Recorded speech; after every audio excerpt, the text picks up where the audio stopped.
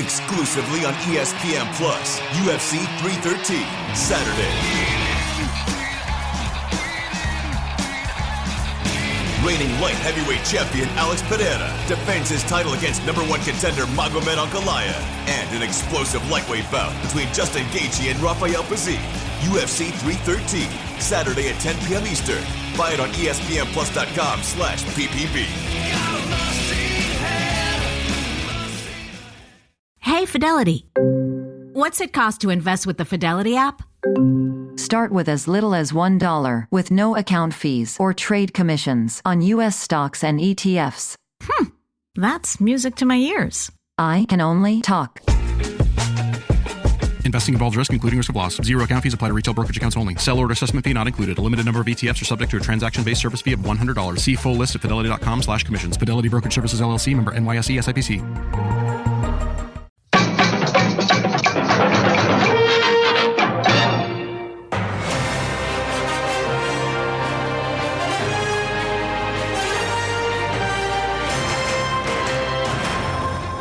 This is the Classic Guitar Rock Daily Update. All the classic rock news of the day. With your host, Jeremy Lunnan.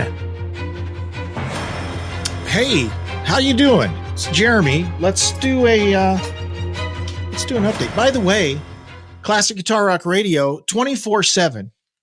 Okay, great guitar rock from the 60s, 70s, and 80s, 24 hours a day. Check it out. Go to classicguitarrock.com. You can either click on the radio button, the CGR radio button, or the podcast button. Takes you to everything you need if you're a fan of the great guitar rock. News. Let's get to it. This is not happy news today. I'm just going to tell you, just let me give you a warning. Not any happy news. In fact, every single story is kind of negative, but you know, you got to take the bad along with the good sometimes, right? It reminds me of that famous joke, right? The military joke where the soldiers all come into for lunch in the mess hall. And the cook says, I got good news and I got bad news. Well, what's the bad news? Well, the food tastes like crap today. Well, what's the good news? It's all you can eat. Okay, so there you go. That's kind of what the news is today. So we got that going for us. You can chime in live if you're on X, if you're on YouTube, if you're on Facebook. Post your comments. And as always, email me, classicguitarrock@mail.com. Yes. Are we fans of the progressive rockers? Yes, I am. I'm a fan of all eras, right? The original 70s era, the 80s era, which really saved them, right? We could go on a whole nother tangent there, but I love that stuff too. I love it all. I love all the Yes stuff, even the recent stuff without John Anderson, new singer. He's been in the band like 10 years now. John Davison, who's a great singer. Steve Howe's back in Yes. Howe might be the only original member in the current incarnation. I'm not sure. Anyways, what are we talking about with Yes? They're getting sued. Yes. That's redundant. Yes. Yes is getting sued. It's happening. So there's a prog rock artist who goes by the name of Riz Story. His real name is Rudolph Zahler, but he goes by the name Riz Story. Well, he's suing Steve Howe and John Davison. They've both been named in a lawsuit alleging they had conspired to steal a song from him. The papers filed in the Central District of California and reported by Rolling Stone claimed the song Dare to Know from the band's 2021 album, The Quest, is a ripoff of Reunion, a track recorded in 2012 by Riz. By the way, that album, The Quest, it's a great album. Yes continues to put out good albums. We never hear them, right? Because radio doesn't play them, but they put out great albums. Story is the guy who's suing them. he was in a band with Davison and Foo Fighter drummer Taylor Hawkins back in the 90s. He says that he and Davison continued to collaborate over the years. When the singer joined Yes in 2012, Story became involved with the band, assisting with Davison's audition, working on material, and being connected with the production role that eventually didn't happen. So he thought he might even be working with the Yes organization that apparently never happened. His song Reunion has only been released as part of a soundtrack to a 2012 movie, A Winter Rose. Davison, according to Story, was aware of the work and complimented him on it. So he liked this. He said, hey, I like that. I heard that in that soundtrack. Well, here's where it gets ugly. Okay. Story says, quote, Mr. Davison decided to just steal the song Reunion for the album rather than getting my permission.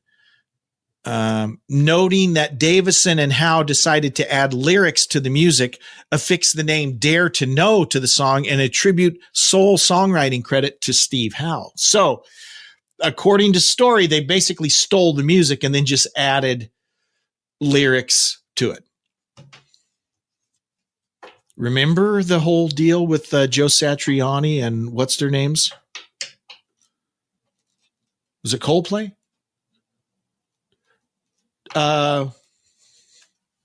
They wound up settling out of court because basically the Coldplay song was the music that Satriani had written, and they just added lyrics. It's a similar type thing going on here.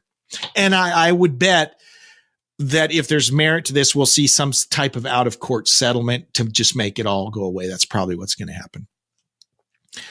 The Yes bandmates are also accused of having conspired to hide their copyright infringement by leaving Davison's name out of the credit. So they credit it just to Howe because that makes it look less obvious. If Davison, who apparently knew the song and they knew he knew it, if his name appeared in the credits, then that would be even more, look even more shady, right? So they just left his name off of it. An expert witness was reported to have determined that the two songs have a pitch similarity of 96%, which is extremely high. The fact that both songs feature such strong melodic and rhythmic similarities on top of also using the same distinctive harmonic sequence creates a very strong similarity that would be extremely unlikely to occur by chance alone, end quote. And of course, Story didn't want to do it. He did not want to sue them, but he says, quote, I was being kind of ironic there. He did not want to, because he, of course, would not want to win any money. It is with a heavy heart that Riz Story is forced to sue Stephen Howe, one of his childhood music idols, and John Davison, his lifelong friend, but they left him no other choice. Mr. Story trusts the legal system to deliver justice in these difficult circumstances. So yes, my prediction is there will be some sort of out-of-court settlement.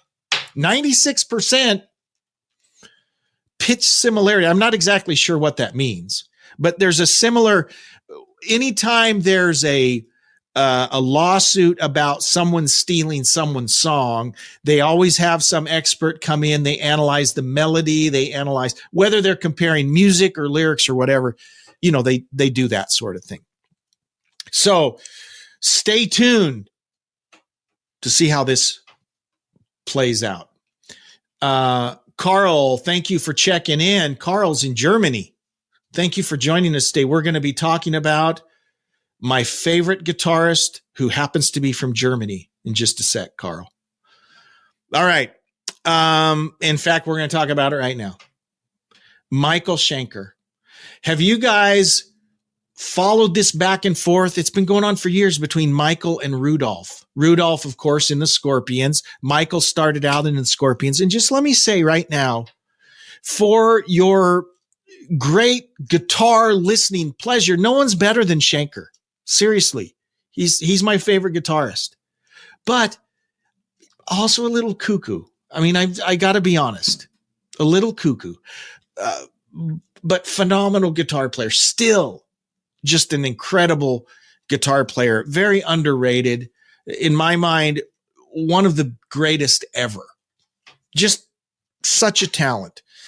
The feud between, this is from Ultimate Classic Rock. The feud between brothers Rudolph and Michael Schenker is ongoing, and it sounds like it will keep the latter musician from participating in the Scorpions' 60th anniversary. So, Scorpions' 60th anniversary coming up, of course, as all these bands do that have been around forever.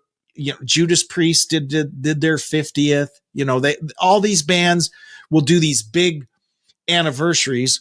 Well, of course, Michael Schenker plays a pretty important role in the history of Scorpions. He played on the Lonesome Crow album. He's like 15, 16 years old.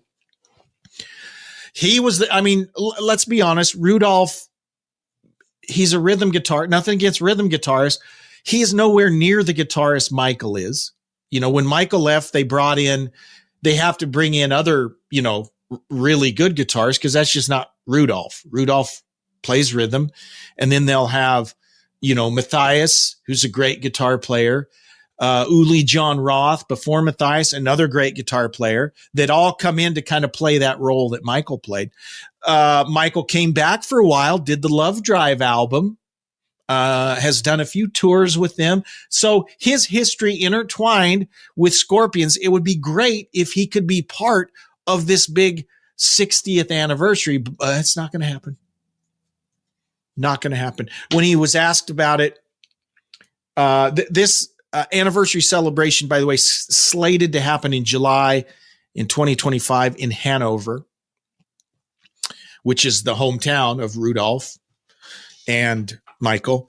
But when asked if he was going to participate, he said, no, I just know that I have been a very big part of creating Rudolph as a musician.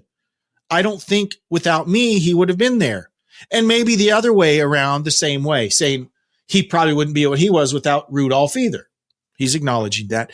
But the thing is that I have to protect myself from Rudolph. Every time he wants to do something with me, or every time they want to do something big and they need my name, he misuses me. And I'm very sad that he keeps doing that. He goes on. So let's, before I go on, one of the things that Michael will talk about, just a few examples. He accuses Rudolph of stealing his image, right? The black and white flying V. Well, you notice after Michael was using the black and white flying V, Rudolph starts using the black and white flying V. You know, he just accuses his brother of copying him and all of that. This episode is brought to you by Coffee Mate. After watching this season of the HBO's original series, The White Lotus, this is the tropical getaway I needed. One more pina colada, please. Hey, you're not on mute. Oh, I thought I was in paradise. Turns out it was my Coffee Mate. Coffee Mate pina colada and Thai iced coffee flavored creamers. Inspired by the newest season of HBO's original series, The White Lotus. For the love of coffee. Try now. Here at the Almond Joy Factory, where tropical vibes abound, we use soft, fresh-tasting coconut. The crunchiest almonds and delicious chocolate candy. Ah, but do you know what our most important ingredient is? Sometimes you feel like a nut. Sometimes you don't. Almond Joy's got nuts and something even way better than that. Yes, Almond Joy is made with almonds and joy.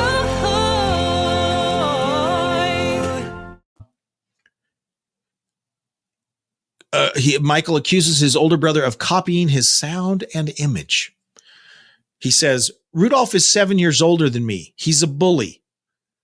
That he's telling this to Eddie Trunk here. He has been abusive to me for many, many years. He has distorted my image for many years, and he just pretends as if nothing ever happened.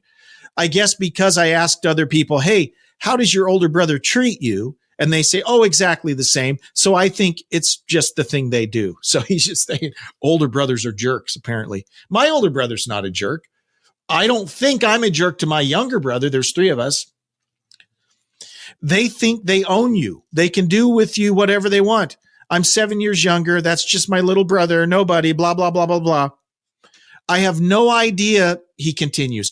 He's a little upset here. I have no idea how these people, how their heads and their brains work. But the fact is, I helped the Scorpions. I jump-started them, and they forgot everything about it. And it's not that the Scorpions are the bad guys, or actually nobody is really the bad guy. It's just Rudolph is just a crazy, weird person. I don't know what drives him, but I don't want to be connected to it. So I don't want to be distracted with my vision every time I give in and say, okay, I'll do something with Rudolph. And then he abuses me or uses me disrespectfully. I don't know why he keeps going like that, but it's just kind of very, very strange. I don't know what's wrong with him. I don't know why it's so important for him to be bigger than his little brother. And of course, this has been going on forever. But I do have to say, again, I'm a Michael Schenker fan. I love him. But it seems to be you only hear it from Michael. Rudy is kind of like, I don't hear him going after Rudy the way Michael go, or I don't hear Rudy going after Mike the way Michael goes after Rudy. And in fact, at one point, I think Michael lived with Rudolph because Michael struggled with substance abuse and alcohol, and he had some rough times. And I think Rudolph kind of took him under his wing for, I don't know all the details, but I hope they can work something out, because for the fans, the people in Hanover, I mean, this is their hometown. It would be great if Michael could be part of that. Wouldn't that be great? I think it would be great. So we'll have to keep our eyes on that, and hopefully they'll, cooler heads will prevail. We'll see. Ronnie Dio, this is posted on Ultimate Classic Rock. Ronnie James Dio was in agony as a 2009 tour with the Black Sabbath offshoot band Heaven and Hell continued. He just couldn't figure out why. Well, we know he died of cancer in 2009. Or did he actually die in 2010? He died in 2010. So Heaven and Hell it's Black Sabbath, right? They did this off. I don't know why they did it, because they were Black Sabbath with Dio, but then they did an album and tour and called themselves Heaven and Hell, but it's all the same people. So wasn't sure what that was all about. But anyways, he was doing this tour. You can find footage of this Heaven and Hell tour, by the way. It's great footage on YouTube from 2009. It's good to check out, because this is the last footage you'll ever really see of Dio.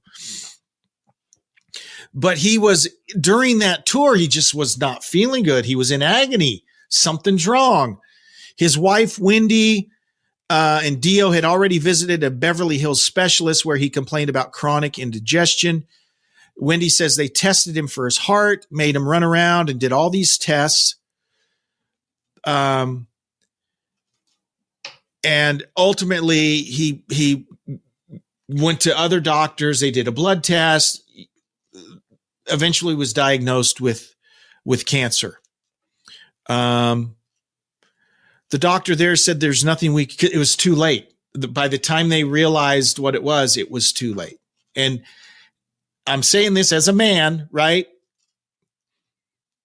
I'm going to lecture us for a minute. We as men are terrible about taking care of ourselves. I mean, that's just the reality. We hate going to the doctor. I hate going to the doctor. You heard me talk about this recently. Okay. But we got to go to the doctor. If he had caught it earlier, who knows? Would he still be alive? Maybe. I don't know. But obviously, the sooner you catch something like cancer, the better. And they caught it too late. And she says, Ronnie was busy. He didn't want to take a break. That's the excuses we all make. Oh, I'm too busy. I don't have time to go to the doctor. Okay. We all do that. You can't do that. Wendy says, this doctor there said, this is at the Mayo Clinic. This doctor there said, there's nothing we can do for you. You should just go home and get your stuff in order. It was horrible. We went back to the hotel and cried our eyes out. And then I got a text saying we had an appointment at MD Anderson. It's another hospital, obviously. He had gotten a late assist from Tony Martell of the TJ Martell Foundation, who helped secure an appointment at the Texas facility. This time, Dio received a more optimistic prognosis and a treatment plan was put in place. That helped extend his life, but unfortunately did not cure the cancer. Dio eventually lapsed into a coma and died on May 16th, 2010. That's been almost 15 years, 14 and a half years ago. So what's the moral to the story? Men especially, go to the doctor, get your checkups, do all those things that you need to do. Because the earlier you catch these things, the better. I was listening on Classic Guitar Rock Radio this morning. Children of the Sea came on, one of my favorite Dio tunes. What a talent. I still miss him. And yeah, you got to take care of ourselves, guys. Now, we've spent a lot of time talking about this new book from Alex Van Halen called Brothers. It's a kind of a tribute. It's a autobiography / tribute to Eddie. I haven't read it yet, but it's not just about Eddie, but obviously Eddie's a huge part of it. It's and what's compelling about it is Alex has always been the most private of the Van Halen personalities, right? So it's cool to have a book, and overwhelmingly the reviews have been very positive. People love reading it. I saw a thing with Valerie Bertinelli talking about it, and she got emotional. And anyways, everything I've heard about the book is great. But hang on just a sec, because it's not so great to at least one dude. John Watkins is a veteran roadie who worked with Van Halen. And he recently, last week, took to Facebook to share his thoughts on Alex Van Halen's new memoir, Brothers. In a candid post, Watkins criticized the way Alex portrayed his relationship with his former drum tech, Greg Emerson, claiming that Alex was far more abusive toward Emerson than the book suggests. Okay. I don't know Alex. I don't know Eddie, but I will tell you this. I've heard a few stories about both of the brothers being a-holes. I mean, I'm just saying, I've just heard it. I don't know that. Quote, Greg Big G Emerson was Alex Van Halen's drum tech. They had been friends since their high school days in Pasadena. Together, they went through the early years from backyard parties to becoming rock stars during the David Lee Roth era. He goes on to describe his friendship with Greg, noting that he found him to be, quote, not only a really nice guy, but also a consummate professional. Watkins says Greg was always professional and reliable, ensuring that Alex's drum kit was in top shape. However, while the other band members treated their crew with respect, Alex reportedly ridiculed Greg regularly. Watkins also emphasized that Alex's behavior worsened when he was drunk, which was often. I've heard that. Alex drank a lot. Saying, Al thought he was funny, but he was just a bully.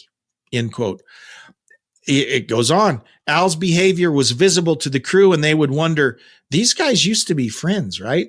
Meanwhile, Greg was completely devoted to his job, always loyal to the band and willing to go above and beyond. His duties included having a dozen 24-ounce cans of Schlitz malt liquor ready for Alex's arrival. Well, there's the problem right there. And even taking care of his, quote, piss jar Alex used during shows so he wouldn't have to leave the stage. Who knew that Alex was up there taking a leak during the show? Fascinating.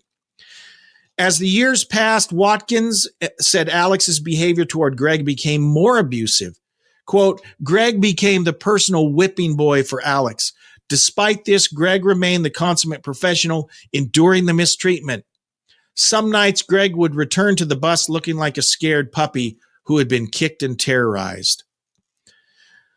He finishes with this. The last time I saw Greg Emerson, he looked like a defeated and broken man.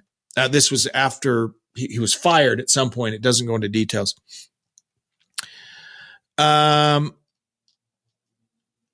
He closes his post talking about Alex. He says, he was a horrible human being when I worked for him. And the way he lies about his one-time friend and employee, Greg Emerson, shows he's still a horrible human being. Wow. I don't know. I wasn't there. Just as a journalist, we need to talk about this. I told you guys, no happy news today. Sorry about that. Thank you so much for tuning in. Please shoot me an email, classicguitarrock@mail.com. If you haven't yet, tune in to Classic Guitar Rock Radio. You can find that and the podcast, everything you need at classicguitarrock.com. We'll do it all again later. Take care, guys. Live long and prosper. Bye-bye. What you just said is one of the most insanely idiotic things I have ever heard. Thanks for listening. You can email Jeremy at classicguitarrock@mail.com. Everyone in this room is now dumber for having listened to it. Tune in each weekday for the Classic Guitar Rock Daily Update.